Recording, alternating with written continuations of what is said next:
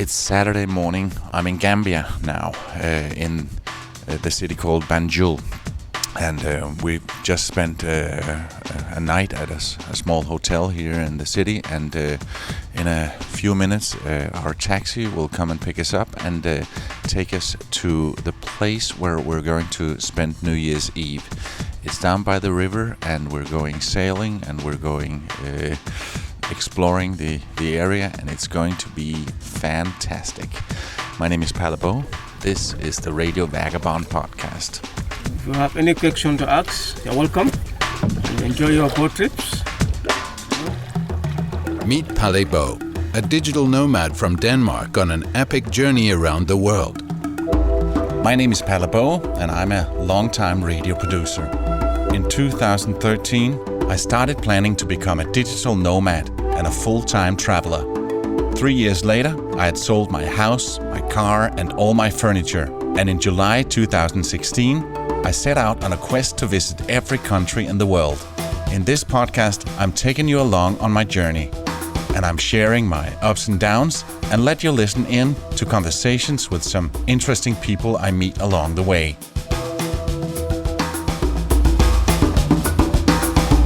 We got the opportunity to spend a few days at Mandina River Lodges, the most amazing place in the middle of the forest, around half an hour's drive from the small capital of the Gambia, Banjul. Mandina River Lodge is founded by two Englishmen, Lawrence Williams and James English. Lawrence is a friend of mine and also an avid traveler with an interesting story. Unfortunately, Lawrence wasn't in the Gambia at the time we were there, but I promise to catch up with him at some point to get his story. James English is his uncle, or was, because he passed away very unexpected in 2012, a few weeks after being diagnosed with cancer. James and Lawrence had been traveling a lot together. James had almost been to every country in the world, and now, whenever Lawrence visits a new country, he spreads a little bit of his uncle's ashes in the country as a gesture. A thing that, by the way, almost got him arrested in North Korea. Like I said, Lawrence has a lot of stories, and I promise I'll have him share some of them at some point when I finally meet him. This is the Radio Vagabond podcast. This episode is brought to you in part by Hotels25.com. Whenever you need a hotel anywhere in the world, go to Hotels25.com. That would get you the best price. Hotels25.com searches a bunch of the biggest hotel sites in one simple search. Hotels25.com, it's best price guaranteed.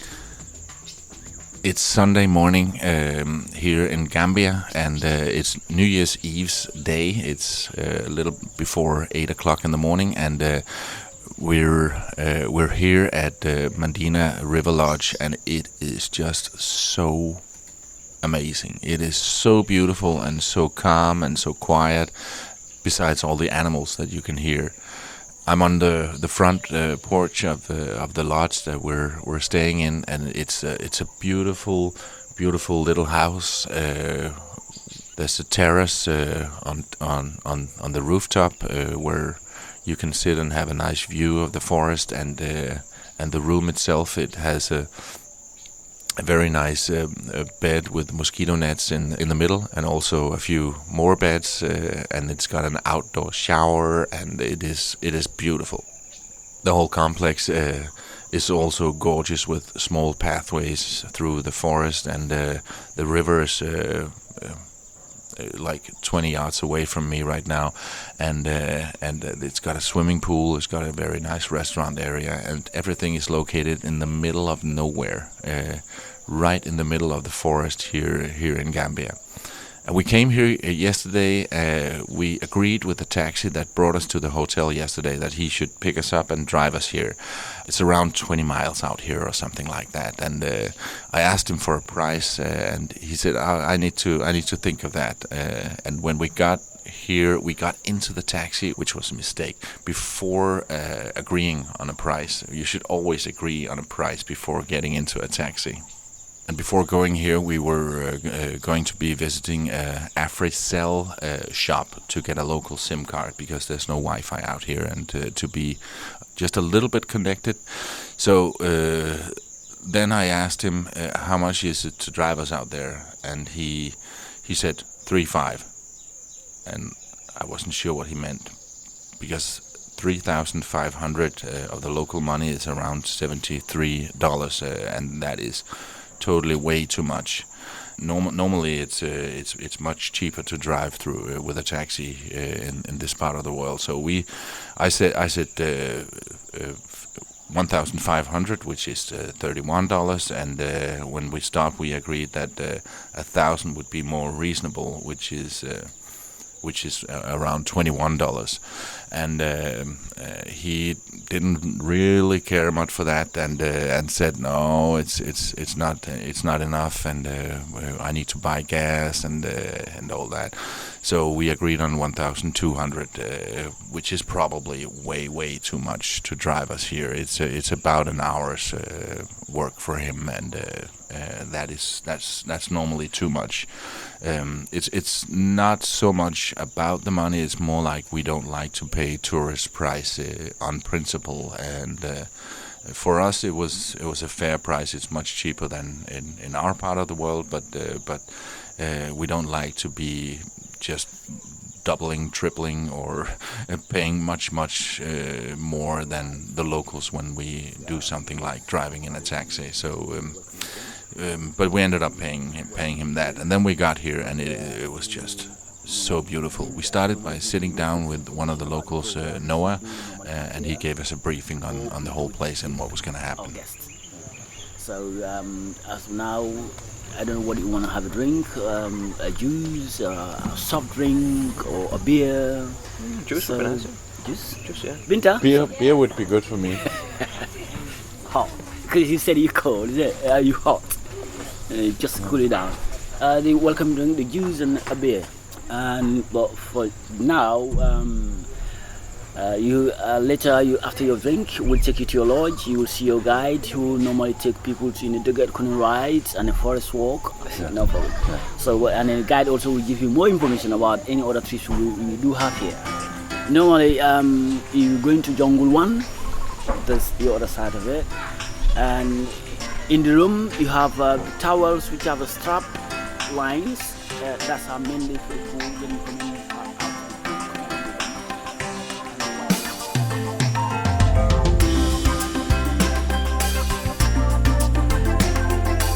For years, James had been searching for a piece of land suitable to create a tourism project, and on Christmas Eve 1992, they found Makasutu, the forest in which they built Mandina River Lodges. Today, Mandina River Lodges are run by Linda. My name's Linda English, and I was the former wife of one of the founders of Mandina River Lodge, or Makasutu. And when James died, I came out here to help Lawrence run the place. And it was only after James passed away that Linda came down here. I only came out when he died. He'd asked me to come before, but I had businesses and commitments in the UK. So unfortunately, by the time I was ready to come out, he suddenly got ill with cancer. And within 5 weeks of being diagnosed, he died. Oh, that was fast. Yeah, it was really fast. Yeah. Quite unexpected. In fact, she thought it was a crazy idea to put money in a piece of forest in the Gambia. I told James I thought he was absolutely mad to invest all his money in West Africa. Completely bonkers. And I think my advice was actually quite right from a financial point of view. Imagine that. Your husband gets this crazy idea to buy a piece of land in a West African country with his nephew, and after he dies, you end up moving down here to run the place. This is my 6th year now. Yeah. You intend to stay? I don't think I have a choice. It's a place that won't run itself. No, that's right. And she loves the place. It's totally unique. I've travelled a lot, and I've never actually seen anywhere like it before in my life.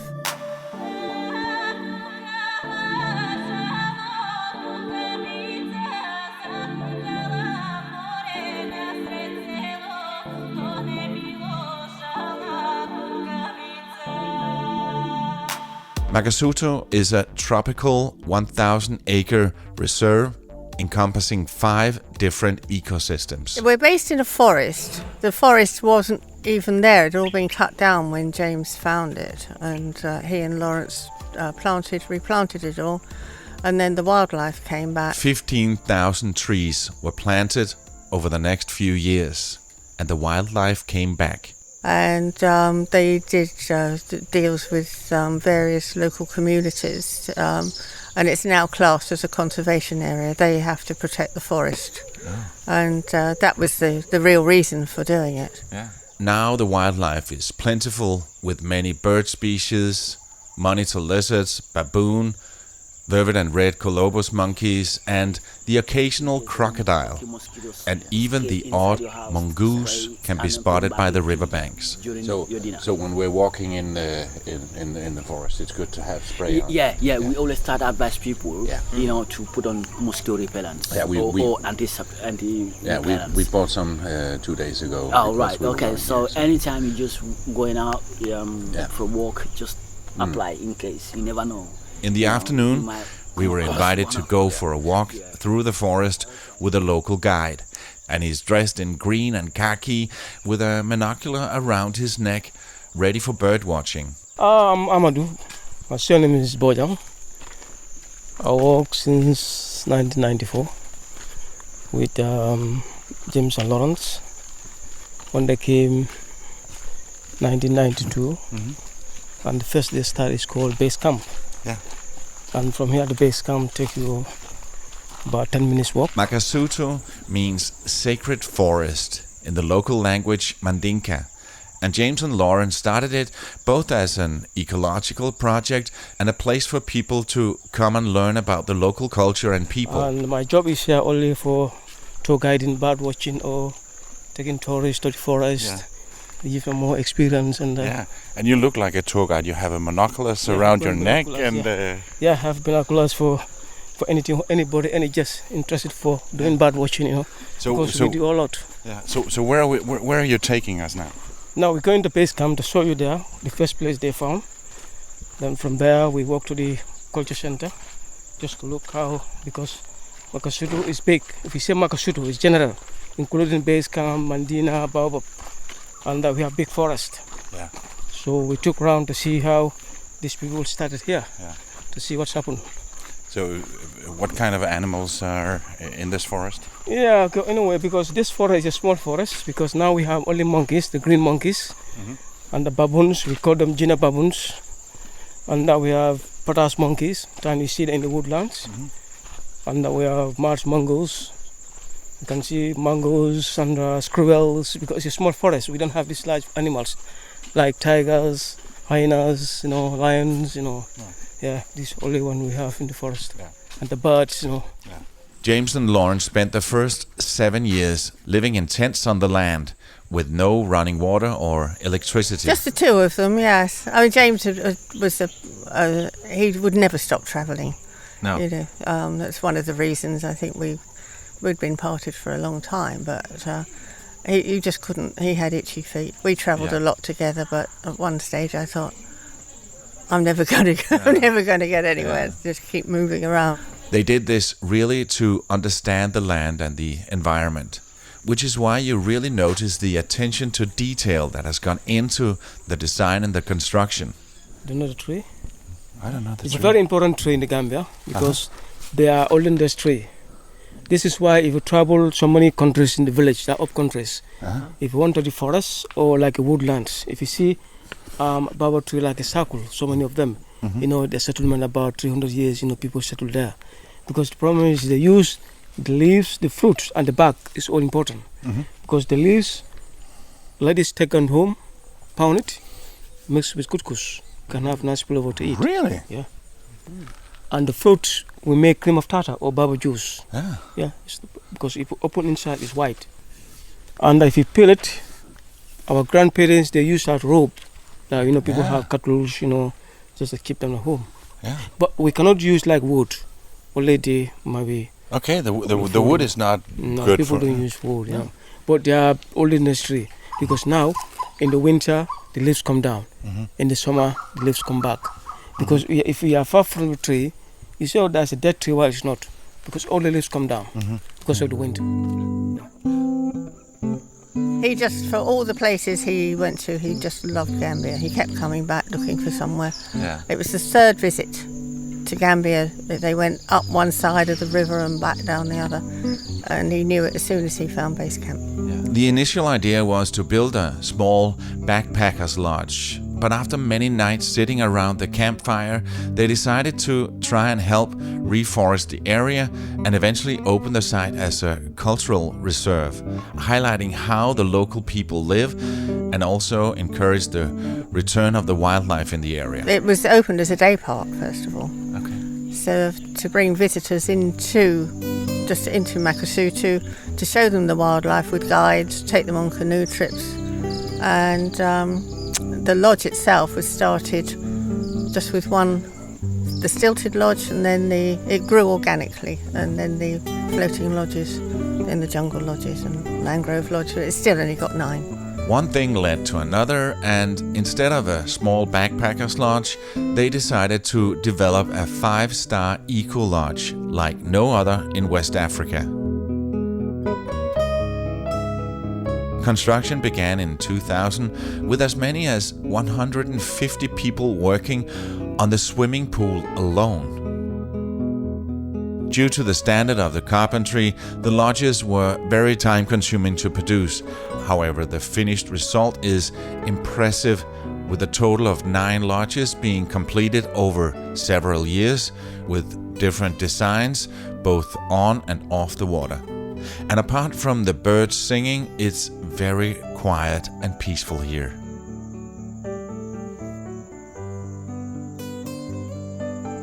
You get a lot of privacy here, and that's what people yeah. come for. They come for privacy, peace and nature. Yeah, and you told me that it's a child-free environment. It's, well, not totally child. Well, it depends what you call young child free. Yeah. Under 10 years, we can't have children here. No. It's not a safe place to be. There's too many dangers here. Too many animals. The river's got a wicked tide, and the local people lose children in it quite often. It's just we like peace and harmony. Yeah. Children can be a little bit disruptive at times. Yeah, so beautiful here. Yeah, got nature forest, everything's green, especially when it rains. Stop immediately, like September, October. Yeah. Before everything get dry. Yeah. Because now we are going in the middle of winter, everything leaves down. This our local medicine, like the traditional healers, the herbalist doctors. It's called lubanum. But we don't use the seeds, the fruits. We use all its roots. Yeah, you just take the roots, take home and dry it, split into pieces, put in a bottle, put some water, you drink every day. If you have stomach problems, we cure it for stomach. Yeah, and it's good for the man, give you strong. What is it called? Of tradition, it's called lubanum. Lubanum? Lubanum, yeah. Lubanum. And it's not that big. It's not big, it's almost like a big bush. We use all the roots. And the leaves is sometimes good because people boil them like tea. Yeah. Like this one. We call it bush tea, very nice. The staff of Makasutu all comes from the surrounding villages, and that's a deliberate message to try and help stop the urban drift to the city and allowing the surrounding areas to directly benefit from the place. One of them is the head of security at Mandina River Lodges. His name is Dauda. My name is Dauda. Dauda. In Danish, when we say hi, we say Dau. So, Dau. It's all the same. Yeah. I met him at the camp base when we were doing the jungle walk with Amadou. He used to be a policeman, and then he's a popular radio DJ in his free time. This is a Gambian artist based in Germany. He came and I had some interview with him. This is just after interview. This is me and him in the studio again. So, obviously, with my radio background, we connected instantly and started being very nerdy when he showed me pictures from the radio studio. That is so cool. So cool. Yeah. This is the studio itself. Yeah. That's Wow. the studio. What kind of mixer is that? That's it's a 12-channel mixer. Yeah, it looks cool. Yeah, it's a nice radio station. Yeah.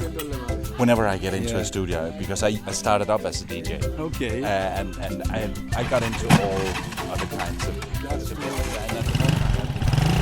We agreed to meet later and chat some more, so the next day, Dauda came and picked me up at the main gate. I got on the back of his motorcycle and we took off down the dirt road. He wanted to show me a spot that was very important for his work as head of security. So I was a bit surprised when he stopped in the middle of the forest. That's where they have the main borehole, the main well. This is the main borehole of Makasutu. That's where you get all the water all for the water the... from Wow. for everywhere, for the guests around Mandina, for base camp, and for Baobab as well. Yeah. And this place is priority because it's very important place because we have to protect this place. This is why when I come early in the morning, I have to visit here. In the afternoon before I go, I have to visit here. In the night also, if I come around, I come here because it's a concern, great concern. Yeah. What could happen? Could somebody because you can see this place is busy.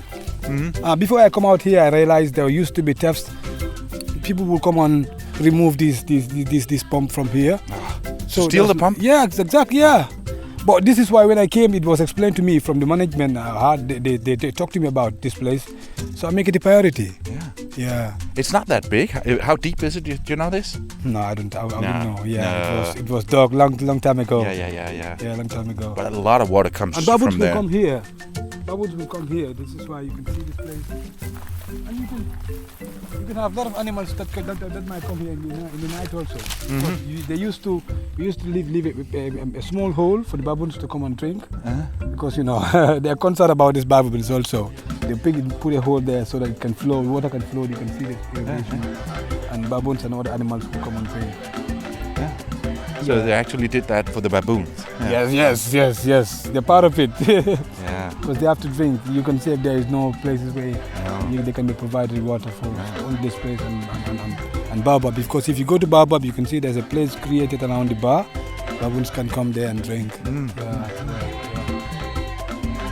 We'll get back to Dauda a bit later in this episode.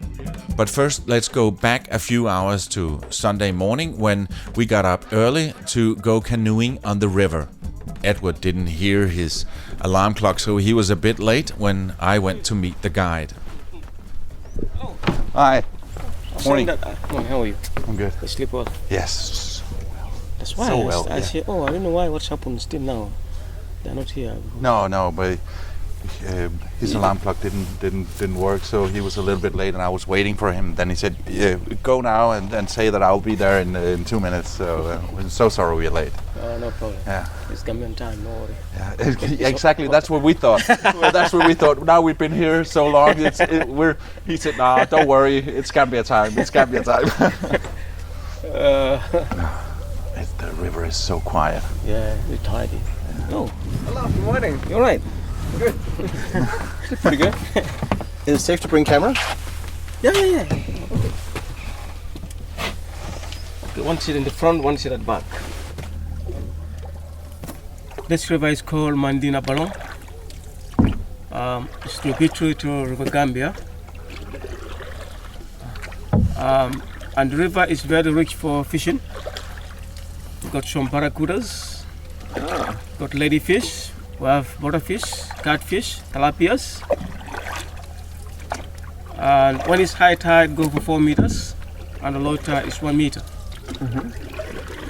And during low tide, you can see oysters, but now you can't see them. They are white shells. And our ladies, they use the canoes, collecting them, taking the sandbank, cook them, because here we don't eat raw oysters. Because if you eat raw, it's called stomach problem, it could burn your belly. That's why we normally cook them. So when they are cooked, it's nice. You can mix with rice or peanut sauce or domada. You can enjoy a very nice taste. If you have any question to ask, you're welcome, and enjoy your boat trips. Here we are, my friend Edward and me and our guide. In a canoe, slowly gliding down the river here in the Gambia, in the morning before New Year's Eve, the 31st of December. And this is where I would normally end an episode. I always made this commitment that no episode should be longer than around half an hour. But then in this episode I thought, screw it. So after a short break, we will continue. If you want to take a break now and go and do something else, you can do that and then come back later, because then it would be like 2 episodes. But you can also continue listening when we come back, and I think you should. But first, let me tell you that this episode is supported in part by Hotels25.com. It's a website that helps you find the best deals on hotel rooms, guest houses, and hostels around the world. In one simple search. Hotels25.com. Try it out, would you? And then I also want to say that you should go to theradiovagabond.com and see a lot of pictures from these amazing days here in Mandina River Lodges in the Gambia. This episode is brought to you in part by Hotels25.com. It's a website that helps you find the best prices on hotels and guest houses and hostels around the world. Hotels25.com. Best price guaranteed. And I can take anything you can throw at me, and nothing can get me down. Life is looking so bright, the sun is up again. I'm feeling like I could fly. No clouds in my way, no. And I'm living the good life. And I'm living the good life now. I'm living the good life, and nothing can get me down, no. Before we continue, I just want to say a deep, heartfelt thank you to the people who wrote a review in iTunes or your podcast app. This means so much to me. Thank you. Lift it up on your shoulders, I can see the whole world. There's nothing that I cannot do, no. You and me together, we got this thing down, and nothing we cannot do. No clouds in our way, no. And I'm living the good life. I'm living the good life now. I'm living the good life, and nothing can get me down, no, no. Life's got a way of pushing you, but we got the strength to push on through. 'Cause there's not a place that we can see if we don't live what we believe. Okay, we're back in the canoe. In the last part of this extra long episode, I'll also speak some more to Dauda and Linda. We'll go to the craft market and speak to an artist.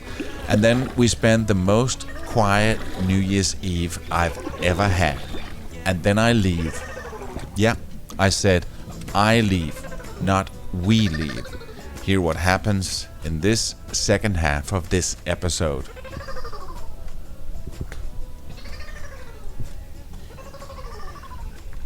Do you know what kind of birds that is? Morning dove. Morning dove.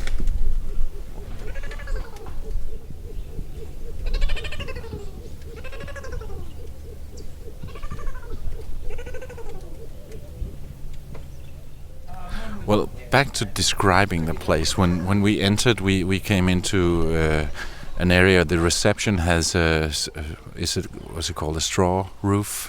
This is a grass roof, yes. Yeah. We have to buy the grass in from various places. Yeah. It lasts.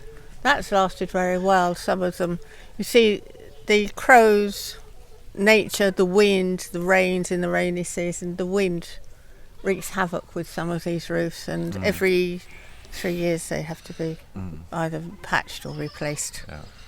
Yeah. And then there's a lovely pool. The pool is beautiful. The pool. A bit cold. Well, it's not heated. I mean, how can you? You know, I know. We have to. Yeah. But I would think. I would think. You shouldn't even worry about that. That's right. Come on. That's right. But I don't swim in the ocean in winter. I don't blame you, but you know, power is one of our. We don't have any mains supplies of power here. I saw that you get sun power. We have solar panels. Solar power, yeah. Yes, it's been a bit of a disastrous installation with a certain company here, but we can run on solar for maybe 12 to 14 hours a day, but the rest we have to use generators. So to heat a swimming pool would just be rather foolish. Yeah, in Africa. Yeah, and it gets so hot, people should want to cool down. Yeah.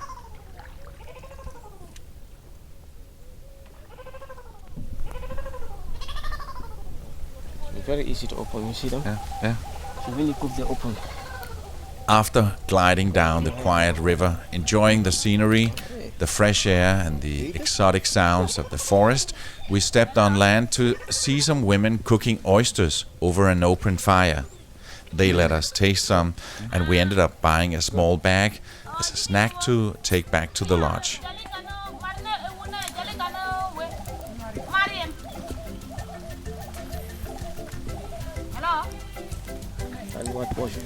How do you open? How long time have you been working here? I used to work here. That was about 10 years ago. This is Dauda again. He tells me how he ended up as head of security here at Mandina River Lodges. And I worked here for only 4 months, and then after all, I left here and went and do some other courses, and then I did travel and tourism.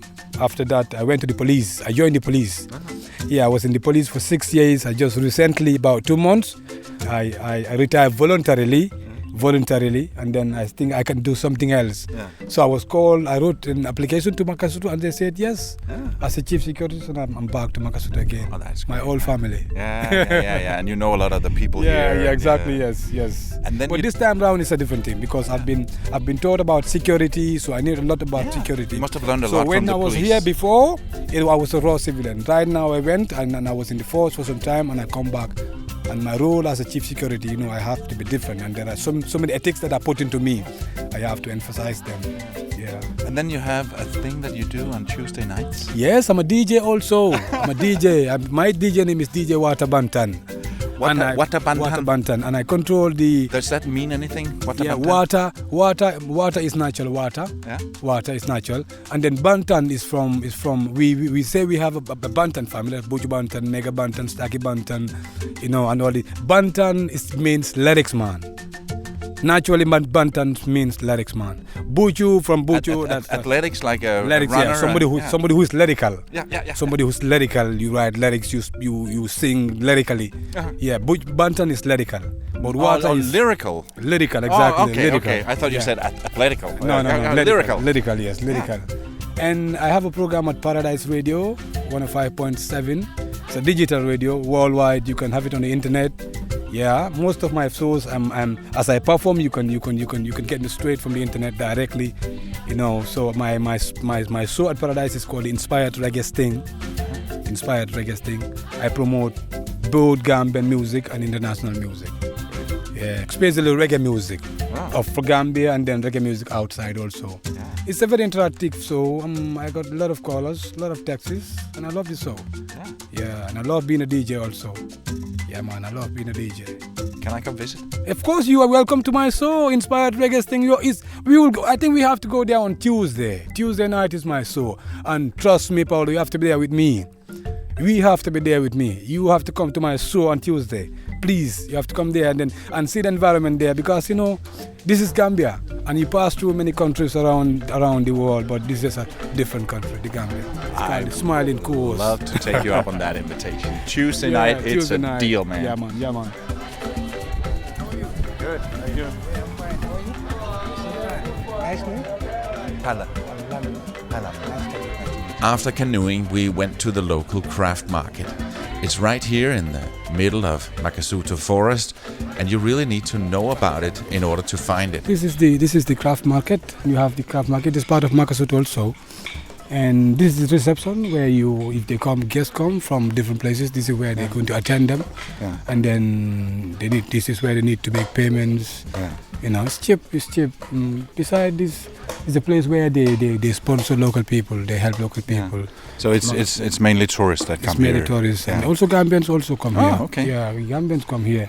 Everybody come here. Yeah. It's where we have the day. So day it's things that's carved in wood and the different craft. Different crafts. You can see you can see right here. There's a pottery. Somebody's doing pottery. Mm-hmm. The man that was here, but he passed away some years back. But the son is doing it right now, and you can see the cavalry over there. Mm-hmm. You can see this man also is even doing a different thing. Yeah. All these youths are talented. They have different talents and they nurture them. Yeah. They do different things. You can see that's painting. Somebody's painting, and the person is here. All these things they do them here. Yeah. Yeah, they do them here. That's part of the experience that you can actually see it being done. Yeah. Exactly. Yeah. Wow, that's excellent, fantastic. Can't imagine how it's done. Wow. So talented. Canoes, scarves. What kind of people come here? Generally, people come to see the wildlife. So, on the whole, I would say our main demographic group is from 40 to 50 upwards. People that have time and the money to spend on. Yeah. Well, it's not. I wouldn't say it was a cheap holiday, but they want to see birds. Bird watching is phenomenal here. There's over 250 species just locally in the forest. Yeah. And the sounds from the birds are very different from what I hear in Denmark. Yeah, I'm sure they are. Yeah. Well, they're probably just shivering in Denmark. It's 7:30. It's New Year's Eve, and I'm sitting in the bar here at the resort in Gambia. I'm the only one here. It's New Year's Eve, 7:30. I thought there might be some people in the bar, but apparently it's low season right now, and only 3 of the lodges are rented out. We met them, and we agreed that we would all eat at the same time at 9 o'clock. But it's probably not going to be a big dancing. There's not going to be a local band playing. There's probably not even going to be music. So no wild party and no fireworks. We're in the forest, and it's going to be so different and so quiet. And I'm kind of enjoying it. I've had my share of big New Year's parties in my lifetime. Linda English, the former wife of one of the 2 co-founders of Mandina River Lodges. Her now late husband James found the place with his nephew Lawrence, and they both traveled a lot.